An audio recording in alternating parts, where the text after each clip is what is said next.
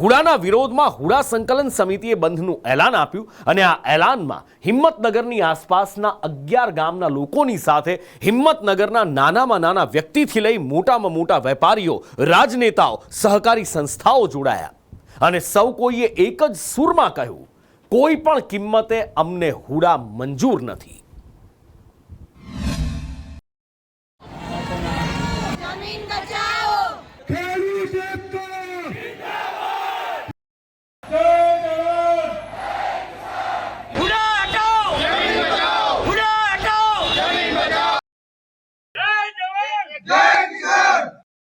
હિંમતનગરના રસ્તા પર દેખાતી આ ભીડ વિશેષ છે। એક સ્થળ પર એકત્ર થયેલા આ લોકોમાં એકતા છે। લોકોની આ એકતાનો પુરાવો સુમસામ ભાસતી હિંમતનગરની બજારો આપી રહી છે। બંધ શટર પર લટકતા આ તાળાઓ કહી રહ્યા છે કે એક દિવસ વેપાર નહીં થાય તો ચાલશે, પરંતુ જરૂર વગર થોપી બેસાડવામાં આવતા ફરમાન અમને મંજૂર નથી। બસ આ જ વાતને લઈ આજે હિંમતનગરમાં સજ્જડ બંધ પાડવામાં આવ્યો, જેમાં નાના ફેરિયાઓથી માંડીને શાકભાજી, કરિયાણા, પાન મસાલા, બૂટ ચપ્પલ, કાપડ, જ્વેલર્સ સહિતના વેપારીઓએ ધંધા અને રોજગાર બંધ રાખ્યા। હિંમતનગરની બજારમાં જાણે કર્ફ્યુની જાહેરાત થઈ હોય તેવા દ્રશ્યો જોવા મળ્યા। માત્ર વેપારીઓ જ નહીં, પરંતુ ખાનગી સ્કૂલ અને કોલેજોએ પણ 11 ગામના આ ખેડૂતોને બંધમાં સમર્થન આપ્યું અને શૈક્ષણિક કાર્યથી દૂર રહ્યા। એટલું જ નહીં, સરકારી સ્કૂલમાં શિક્ષકો અને આચાર્ય તો આવ્યા, પરંતુ શાળામાં ભણતા 1600 વિદ્યાર્થીઓ ન આવતા શિક્ષણ કાર્ય ઠપ થયું। આજરોજ હિંમતનગરમાં બંધનું એલાન હોવાથી અમારી શાળામાં વિદ્યાર્થીઓ આવ્યા નથી, એટલે તેમનું શિક્ષણ કાર્ય ચાલુ નથી। શાળાનો તમામ સ્ટાફ શાળામાં હાજર છે।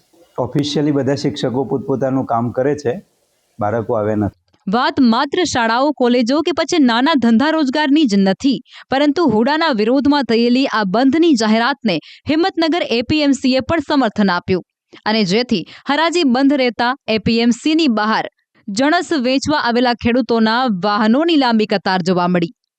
ત્યારે હાલ આ દ્રશ્યો દેખાય છે એ હિંમતનગર એપીએમસીના છે કે જે બંધ આજે સંપૂર્ણપણે દેખાય છે। અત્યારે જે કર્મચારીઓ છે એના સિવાયના કોઈ પણ વેપારીઓ હોય કે માલ વેચનારા લોકોને અહીંયા નથી આવવા દેવામાં આવી રહ્યા। ખાસ એનું એકમાત્ર કારણ છે કે આસપાસના જે 11 જેટલા ગામડાઓ છે એ ગામડાઓના ખેડૂતો તેમની જમીન બચાવવા માટે આ આંદોલન કરી રહ્યા છે। હુડાનો જે નિર્ણય છે રાજ્ય સરકારનો, એ નિર્ણય રદ કરવામાં આવે એ પ્રકારની માંગણી છે। મહત્વનું છે કે તત્કાલીન મુખ્યમંત્રી આનંદીબેન પટેલના સમયે પણ આ નિર્ણય થયો હતો, જો કે એ સમયે ખેડૂતોએ તેનો વિરોધ કરતા આનંદીબેન પટેલે આ હુડાનો નિર્ણય રદ કર્યો હતો। જો કે ચાલુ સરકારમાં લાંબા સમયથી રજૂઆત પછી પણ આ હુડા અંગેનો કોઈ પણ નિર્ણય કરવામાં ન આવતા આજે હિંમતનગર બંધનું એલાન ખેડૂતો દ્વારા આપવામાં આવ્યું છે। જેના પરથી એક વાત તો સ્પષ્ટ છે કે હિંમતનગરમાં હુડાનો નિર્ણય આ કોઈ પહેલી વખત નથી, પરંતુ અગાઉ પણ થઈ ચૂક્યો છે અને ત્યારે સરકારે નિર્ણયને પરત ખેંચવો પડ્યો હતો અને હવે ફરી હુડાની જાહેરાત થતાં હિંમતનગર આસપાસના 11 ગામો લડત ચલાવી રહ્યા છે। સંદેશ ન્યૂઝે જ્યારે હુડાને લઈ અને થઈ રહેલા આ વિરોધની હકીકત જાણવાનો પ્રયાસ કર્યો તો ચોંકાવનારી વિગતો સામે આવી। હિંમતનગરમાં હુડાની જાહેરાત અંદાજે 1 વર્ષ પહેલા ફરી કરવામાં આવી હતી અને જાહેરાત સાથે જ 11 ગામના લોકોએ તેનો વિરોધ કર્યો। જો કે સ્થાનિક નેતાઓ દ્વારા રાજકીય આશ્વાસનો મળતા મુદ્દો શાંત થઈ ગયો હતો, પરંતુ તેનો કોઈ નિર્ણય નહોતો આવ્યો। જે બાદ 11 ગામના લોકોએ હુડા સંકલન સમિતિ બનાવી અને આજથી 3 મહિના પહેલા હુડા રદ કરવાનો હોંકાર કર્યો। શરૂઆતમાં જિલ્લા સંગઠનો અને સ્થાનિક આગેવાનો સાથે બેઠક યોજી અને રજૂઆત કરવામાં આવી અને ત્યારબાદ સીએમ સહિતના આગેવાનો સાથે આંદોલન સમિતિ અને જિલ્લાના આગેવાનોએ બેઠક યોજી અને હિંમતનગરમાંથી હુડાના નિર્ણયને રદ કરવાની માંગ કરી। પરંતુ ગાંધી ચિંધ્યા માર્ગે યોજાયેલી આ બેઠકો, રેલીઓ અને રજૂઆતો બાદ પણ હુડા અંગે કોઈ નિરાકરણ નહોતું આવ્યું અને જેથી 11 ગામોના ખેડૂતોની બનેલી હુડા સંકલન સમિતિએ આંદોલનનો માર્ગ અપનાવવાનું નક્કી કર્યું, જેના ભાગરૂપે 12મી ડિસેમ્બરે હિંમતનગર સજ્જડ બંધની જાહેરાત કરાઈ અને તેને અભૂતપૂર્વ પ્રતિસાદ પણ મળ્યો। ત્યારે હુડાને લઈ અને સ્થાનિકોનું શું કહેવું છે, સૌથી પહેલા એ સાંભળી લઈએ। આ જે હુડા લાગ્યું છે એનાથી અમારા ખેડૂતોની 7600 એકર કરતાં પણ વધારે જમીન વિના વળતરે જે લઈ લેવાનો આ કારસો રચાયો છે, એના વિરોધમાં આજે અમે હિંમતનગર બંધનું એલાનની જાહેરાત કરી હતી અને આપ જોઈ શકો છો એ મુજબ સ્વયંભૂ રીતે ઐતિહાસિક બંધ આજે હિંમતનગર શહેરે પાડ્યો છે. અને હુડા લાવવાનું કારણ અમે એમને પૂછીએ છીએ તો એ પણ અમને એમ કહેતા નથી કે ભાઈ હુડા અમે લાયા છીએ, અને કારણ અમને બી બતાવતા નથી. અને અમે એવું કહીએ છીએ કે ભાઈ વારંવાર કે ભાઈ તમે આગળ જઈને રજૂઆત કરો સરકારમાં, પણ આ લોકો હજી સરકારમાં જઈને પણ રજૂઆત કરતા નથી. ત્યારે અમારા ધારાસભ્યશ્રીનો સત્કાર સમારંભ રખાડો તો આગળ હુડાની જાહેરાત થઈ, હુડા લાવનારાનો હિંમતનગરમાં બોર્ડ લાગ્યો અને આજે એ લોકો એમ કહે છે કે અમે હુડા લાયા નથી. આ ખેડૂતોના પાછળ ખાઈ ખપીને પડેલા લોકોને હજી ખબર નથી કે આ ખેડૂત વિફર્યો તો એની દશા શું થાય. અમે આજે 95 દિવસથી અમારા પગ દુખી જાય છે ફરીને, એટલું અમે હુડા માટે સખત આંદોલન કરી રહ્યા છીએ. સરકાર અમારી કોઈ બેડા કોણ ખોલતી નથી અને અમારા ખેડૂતોનું સાંભળતી નથી. પણ હવે એવું નક્કી જ કર્યું છે કે ભાઈ આ હુડા લાવવાવાળાને અને સરકારને પણ એક પાઠ બનાવો એવો અમારા 11 ગામના ખેડૂતોએ નિર્ધાર કર્યો છે. જેના પરથી એક વાત તો સ્પષ્ટ છે કે 11 ગામના આ ખેડૂતોએ નિર્ધાર કરી જ લીધો છે કે હુડાના નિર્ણય સામેની આ લડાઈમાં પરિણામ ભલે ગમે તે આવે, પરંતુ પીછેહટ તેમને મંજૂર નથી. ત્યારે સંદેશ ન્યૂઝે સ્થાનિકો પાસેથી એ હકીકત પણ જાણવાનો પ્રયાસ કર્યો, આટલા વિરોધ છતાં હુડા લાવવામાં આખરે રસ કોને છે.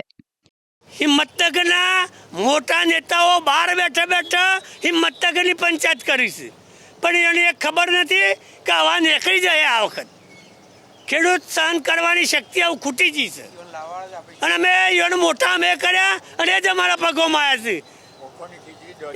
હા, એટલે વખોણેલી ખીચડી દોતે વર્ગી છે, પણ અમે એમાં ફસાવાના નથી, એ અમારો નિર્ધાર નક્કી જ છે. હુડા સામેની આ લડાઈ અત્યાર સુધી તો ગાંધી ચિંધ્યા માર્ગે આગળ વધી રહી હતી, પરંતુ હવે હુડા સંકલન સમિતિનો દાવો છે કે હવે આ આંદોલન જેટલું લાંબુ ચાલશે એટલું ઉગ્ર રૂપ ધારણ કરતું જશે. ત્યારે સવાલ અહીં એ પણ થવો સ્વાભાવિક છે કે હુડા સામે સ્થાનિકોનો આટલો વિરોધ છે શું કામ? શા માટે તેઓ હિંમતનગર અર્બન ડેવલપમેન્ટ ઓથોરિટીનો આટલો વિરોધ કરી રહ્યા છે? આ પાછળ મુખ્ય 7 કારણો જવાબદાર છે, જે પૈકી કારણ નંબર 1, હિંમતનગરની વસ્તી 5 લાખને બદલે 1 લાખની આસપાસ છે. કારણ નંબર 2, વસ્તી પ્લસ વિકાસની દ્રષ્ટિએ નાનું શહેર હોવાથી હુડાની જરૂર નથી. કારણ નંબર 3, હિંમતનગરમાં ઉદ્યોગ અને રિયલ એસ્ટેટ દબાણ ન હોવાથી હુડાની જરૂર નથી. કારણ નંબર 4, ખેતી પર નભતા 11 ગામોને આગામી 50 વર્ષ સુધી હુડાની જરૂર નથી. કારણ નંબર 5, જમીન સંપાદન અધિનિયમ 2013 મુજબ જમીનનું વળતર મળે. કારણ નંબર 6, હિંમતનગર નાનું અને મધ્યમ કદનું શહેર હોવાથી હુડા ખર્ચાળ અને અવ્યવહારુ નિર્ણય. કારણ નંબર 7, હિંમતનગર કરતા પાલનપુર અને મહેસાણા શહેરોને હુડાની વધુ જરૂર. ત્યારે હુડાનો વિરોધ કરી રહેલી હુડા સંકલન સમિતિનો દાવો છે કે જો આ આંદોલનને ઉગ્ર બનાવતા અટકાવવું હોય તો બને એટલી જલ્દી સરકાર હુડાના નિર્ણયને પરત ખેંચે, નહીં તો 98માં દિવસે 11 ગામોની આ લડત હિંમતનગર સુધી પહોંચી છે અને જેમ જેમ દિવસો વીતતા જશે તેમ આ લડાઈ આગળ વધતી જશે અને તેમની આગળની રણનીતિ હુડા લાવવાની પેરવી કરી રહેલા લોકોને ટાર્ગેટ કરવાનો રહેશે. વાત કરીએ ધારાસભ્યશ્રી અને સાંસદશ્રીની, એમને પણ અમે સ્થાનિક લેવલે 3 વાર મુલાકાતો કરી છે, પણ ધારાસભ્યશ્રી ખાલી ફક્ત પોકળ વાતો જ કરી રહ્યા છે કે ના ખેડૂતોની સાથે છું, હું તમારું અહિત નહીં થવા દઉં. પણ ક્યારે હુડાના આંદોલનને આજે 95 દિવસ થવા આવ્યા છતાં કોઈ જ નિર્ણય લેવાયો નથી. અમે લોકોની વચ્ચે લઈ જઈ શકીએ એ માટે અમે આગામી દિવસોમાં ધારાસભ્યશ્રી હોય, સાંસદશ્રી હોય કે અન્ય કોઈ રાજકીય આગેવાનો હોય, એમના ઘર આગળ જઈને ધરણા પ્રદર્શનો કરવા પડે, એમના ઘેરાવા કરવા પડે તો પણ અમે તૈયાર છીએ અને આગામી દિવસોમાં અમે આવા જલદ કાર્યક્રમો આપવા માટે જઈ રહ્યા છીએ. હુડાને લઈ હિંમતનગરમાં ભડકેલી આંદોલનની આ આગ શાંત થાય છે કે પછી વિકરાળ બને છે એ અત્યારે કહેવું મુશ્કેલ છે, પરંતુ એક વાત અહીં નક્કી છે કે હુડાના નિર્ણયનું બને એટલું જલ્દી નિરાકરણ આવે તેમાં સ્થાનિકો અને સરકાર સૌનું હિત છે.